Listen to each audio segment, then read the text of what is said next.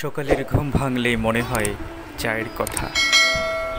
সেটি যদি দুধ চা হয়, তার উপর যদি আবার দুধ মালাই হয়, আহ, মনের মধ্যে একটি দোলা দেয়।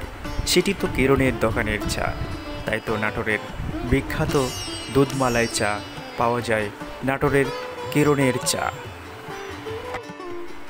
তিনি যেভাবে চা প্রস্তুত করেন তা দেখলে মনে হয় কখন জানি একটি চুমুক দেব। হাহা, তার চাটি কোথায় পাওয়া যায় সেটি আমি বলবো। পুলিশ লাইন রোড, জেলা কারাগারের প্রধান গেটের পশ্চিম পাশে।